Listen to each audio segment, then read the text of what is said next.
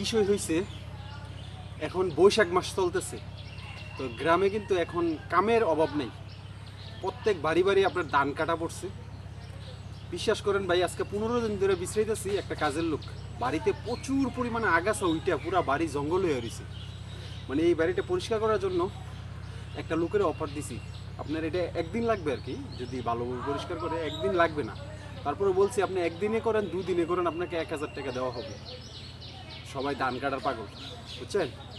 তো তাই চিন্তা করলাম যে নিজে নিজে একটু করে দিই, কারণ যে হারে আপনার যে আমার পিছিয়ে দেখতেছেন যে হারে জঙ্গল হয়েছে, সাপ ঘুরবো 2 দিন পরে, বুঝছেন? এখনই মনে হয় সাপ থাকতে পারে।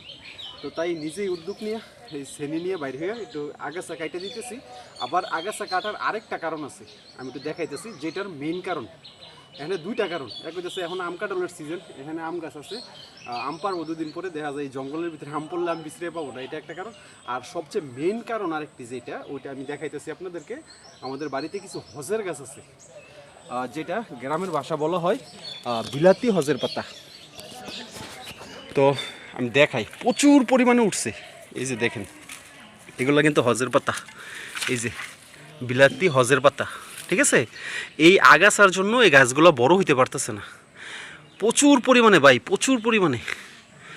এই যে দেখেন কিভাবে উঠছে পুরা বাড়িতে। হ্যাঁ, তো এগুলোর জন্য আগাছাগুলো একটু পরিষ্কার করে দিতেছি আর কি। তো এই যে দেখেন পুরো বাড়িতে কি জঙ্গল হয়ে রয়েছে, আর এই সাইডটা তো একবার অবস্থা ভয়ঙ্কর, মানে আমার ওই সাইডটাতে যাইতে এখন ডরই লাগে। এই যে দেখেন কি অবস্থা হয়ে রয়েছে। আর এই যে ড্রাগন গাছের গুঁড়াটা দেখেন, যদি এই যে এটার মধ্যে যদি আপনার এখন যদি পরিষ্কার না করি, আর এই যে দেখেন, এই যে তো আরও আসবে। এই যে এটা তো আইছে, কই জানি দেখলাম, এই যে। তো এখন যদি এইগুলোর গুঁড়াটি যদি পরিষ্কার করে না দিই, আর এখন দেখেন যে জায়গাটা পরিষ্কার করছি, এই জায়গাটা কত সময় লাগছে, প্রায় আমি 1 ঘন্টা ধরে পরিষ্কার করতেছি। আর পায়ের মধ্যে একটা এই যে করমজা গাছের একটা কাঁটা ফুটছে, পা পুরা জ্বলতেছে, সম্ভবত কাঁটা অল্প একটু ভাঙে রয়ে গেছে ভিতরে। তো এখন যদি আমি এটা পরিষ্কার না করি, তাহলে এদিক দিয়ে আটাই যাব না, বুঝছেন? সাপের ডর, আর মানে সাপ থাকতেই পারে। এই যে দেখেন কত হজের পাতা, হ্যাঁ, বিলাতি হজের পাতা আর কি। তো এগুলোর জন্য একটু পরিষ্কার করে দিতেছি, দেখা যাক। আর যদি একটা লুক পাইতাম, এগুলো টাইনা তুলাইলাম বলে আর কি। আর এইখানে দেখেন হজের বাগান, পুরো হজের পাতা, এগুলো কিন্তু সব হজের পাতা। এই যে দেখেন, এই যে একটু পরিষ্কার করে দেওয়া হয়েছিল। তো ওই চিন্তা ভাবনা করে একটু পরিষ্কার করে দিতেছি আর কি। তো এটা মাঝখানে আবার এই লেবু গাছটা একটু পরিষ্কার করে দিয়েছিলাম, এখন মাশাল্লাহ খুব সুন্দর সুন্দর লেবু ধরছে। এই যে, এই যে আরও ফুল আসতেছে, পুরা গাছ এই লেবুও ধরতেছে, ফুলও আসতেছে। এই যে দেখেন, তো এই দিক দিয়ে একবারে জঙ্গল আছিল, একদম জঙ্গল। তো এই যেগুলা পরিষ্কার করে দেওয়া হয়েছে, এই যে পুরো বাড়িতে।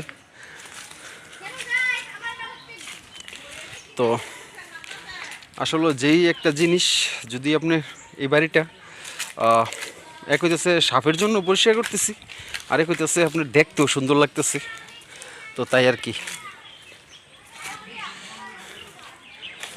এই যে দেখেন অবস্থা, কি অবস্থা হয়ে রয়েছে দেখছেন, এগুলা কি পুরো। যদি এগুলোর পরিষ্কার না করি, এখানে নিশ্চিত এনে সাপ থাকবো। আর আপনার এই ঘরের পিছে তো যাইতে গেলে আমার কেমন জানি ডর লাগে, বুঝছেন? দেখেন কি জঙ্গল হয়ে রয়েছে এই ঘরের পিছটা। এখন দেখেন এই জায়গাটা কত সুন্দর লাগতেছে, দেখাই একটু আপনাদেরকে। এই যে এখন দেখতে কিরকম লাগে এই জায়গাটা।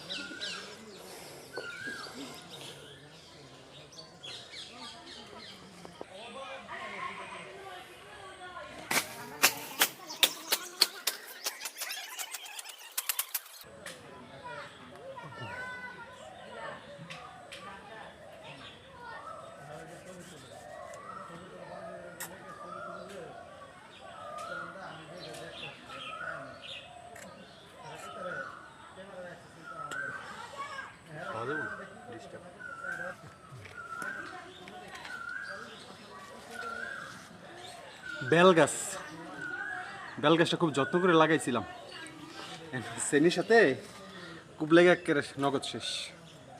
কয় টাকা লস শেষ। আচ্ছা এরকম কিছু হইবই, বাড়ি পরিষ্কার করতে গেলে কিছু গাছ কাটবই, আরও আছে সমস্যা হয় লাগানো যাব। এটি কিন্তু বেল গাছের চারা, তো ভালো জাতের। এখান থেকে তুইলা তুইলা লাগামো আর কি। এনে একটা রাখবো কারণ এই যে উপরে আবার ওই যে বিদ্যুতের তার আছে, তো এখানে একটা রাইখা বাকিগুলো তুইলা তুইলা নিয়ে অন্য জায়গায় লাগামো আর কি।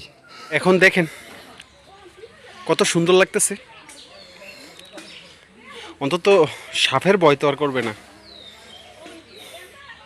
এই যে একবারে চকচক করতেছে।